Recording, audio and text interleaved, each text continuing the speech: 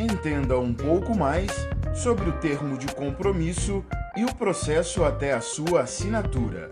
Como a AEDAS avalia o processo até o momento do termo de compromisso assinado recentemente? Esse processo, na verdade, tem um momento anterior em que a gente, desde o início, da assessoria técnica, mas após o acordo judicial, tínhamos um conjunto de incertezas, indefinições, imprevisibilidades, que gerou prejuízo à participação informada e à insegurança institucional da ATI. A necessidade de um termo que estabelecesse o escopo de atuação, o prazo da permanência da ATI no território, estava colocado desde a assinatura do acordo judicial. Nós buscamos as instituições de justiça naquele momento, já tentando discutir a atualização do termo de compromisso que a gente tinha até então.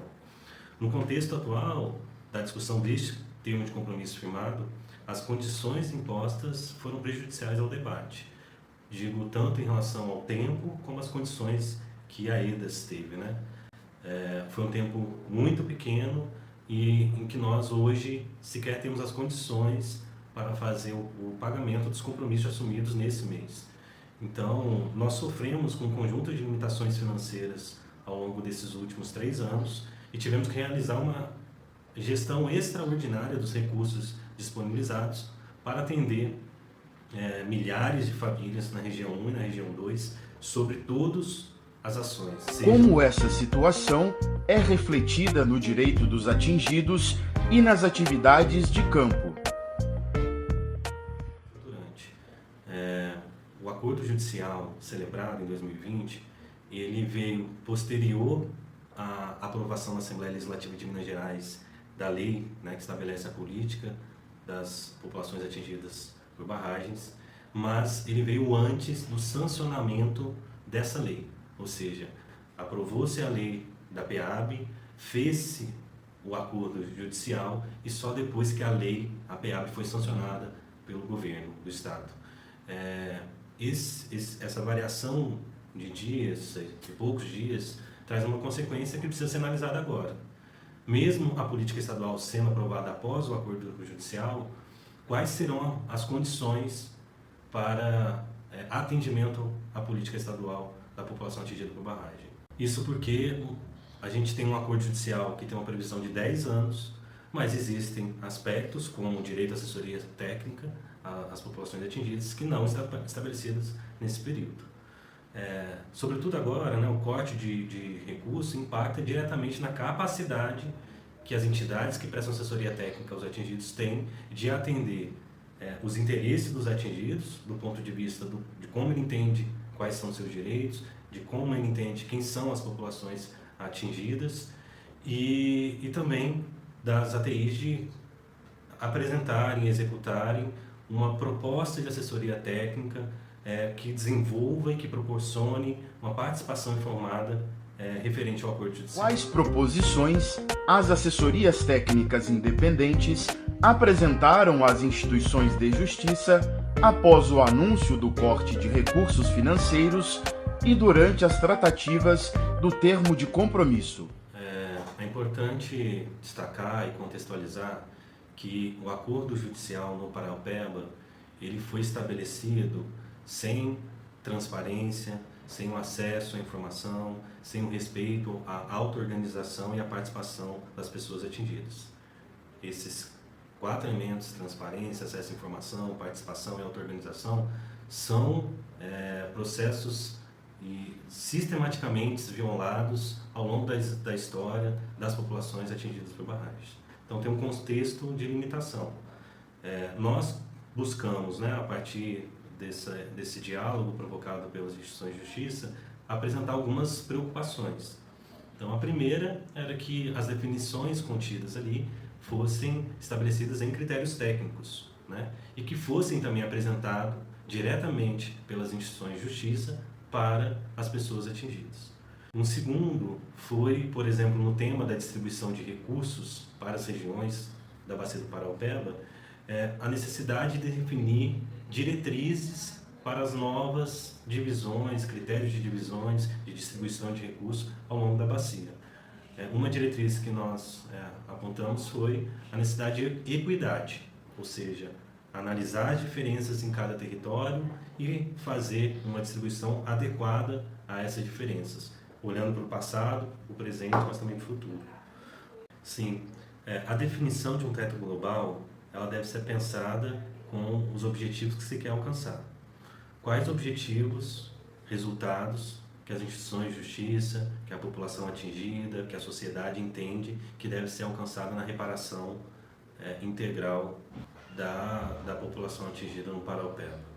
Parte por essa discussão.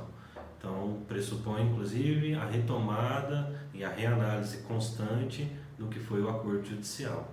A contradição desse momento, da discussão do termo de compromisso, foi de que o que foi anunciado para as ATIs, pelas instituições de justiça, foi um teto de recurso, um prazo de atuação, um escopo mínimo de atuação, a distribuição desse recurso ao longo da bacia, mas que versam sobre uma quantia de 150 milhões dentro de uma previsão que está no acordo judicial de ter uma quantia de 700 milhões para estruturas de apoio, auditoria e assessoria técnica independente.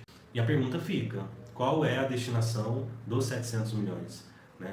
Essa pergunta foi feita pelo conjunto da população atingida, pela Assembleia Legislativa do Estado de Minas Gerais, pela Comissão Externa da Câmara dos Deputados, enfim, por aqueles que têm interesse e acompanham o processo de execução do acordo judicial. E isso não nos foi respondido nesses momentos de diálogo. Os critérios que foram utilizados para a definição e distribuição dos recursos ao longo da bacia oscilaram ao longo do tempo. O primeiro foi a análise dos planos de trabalhos iniciais, construído pelas assessorias junto e com as populações atingidas. Nós, por exemplo, na região 1 e região 2, tivemos a análise e a crítica da Vale e do próprio juiz, que conduziu o processo naquele momento. Depois foram estabelecidos outros critérios. A anterior CANF, que é a Coordenação de Acompanhamento Metodológico e Finalístico, que era conduzida pela PUC Minas, estabeleceu um novo critério e que nós fizemos várias críticas, várias contribuições, várias considerações. Depois, em abril do ano passado, as instituições de justiça encaminharam um ofício também e que apresentaram um novo critério de distribuição dos recursos previstos naquele momento. Por fim, no início desse ano, as instituições de justiça também solicitaram a nova CANF, a LATASSE, a apresentação de um novo estudo de distribuição de recursos na bacia. A LATASSE pediu 6 meses para realizar esse estudo, as instituições definiram por um prazo de 3 meses, mas esse estudo acabou sendo substituído pelo estudo de pertinência das atividades das ATIs, que aí os atingidos ao longo da bacia acabaram tomando conhecimento e, em alguma medida, participando. Ao longo dessas reuniões que nós tivemos, foram poucas, mas intensas, essas reuniões foram apresentadas pela LATASSE 2 cenários para as instituições de justiça sobre a distribuição de recursos, e as instituições de justiça encaminharam um cenário desse para conhecimento das ATIs. Mas vale registrar apenas que as decisões que as instituições tomaram na distribuição dos recursos agora, embora possam ter elementos técnicos, eles não nos foram apresentados substancialmente, Então, há uma incerteza dos elementos técnicos que foram utilizados pelas IJs para a definição dessa... Quais os próximos passos após a assinatura do termo de compromisso? Sim. Nossa primeira obrigação, nosso dever é seguir agora de forma transparente, honesta, objetiva e respeitosa, levar aos atingidos os diálogos que foram estabelecidos nesses momentos de celebração do termo de compromisso, explicando as nossas condições, as circunstâncias em que a gente estava submetido e quais foram as nossas proposições nesses diálogos acerca tanto da compreensão do acordo judicial, das ações previstas, mas também da nossa perspectiva institucional de como entendemos o direito, a assessoria técnica e o processo, né, de execução desse acordo judicial ao longo desses anos. Vai também nos demandar, a partir desse termo, repensar, reorganizar, reestruturar a assessoria técnica, né? E nós temos certamente haverá uma redução da nossa equipe, que já foi reduzida desde o início do ano, uma redução também das estruturas, uma readequação metodológica que implicará certamente em perca da capacidade de participação dos atingidos e também da qualidade, né, de atendimento, a quantidade de famílias que poderão ser atendidas. Mas, sobretudo agora, o que a gente precisa fazer é organizar um processo participativo para estabelecer, então, junto aos atingidos, qual será o nosso plano de trabalho, né? Nós vamos apresentar o nosso olhar para esse processo e vamos estabelecer com diálogo com a população atingida qual será o nosso horizonte desses próximos 30 meses, o que queremos obter, né, como resultados, como processos ao longo desse período. E em diálogo com os atores, né, do acordo judicial, seguir reivindicando, provocando, contribuindo para a organização do processo como um todo, né?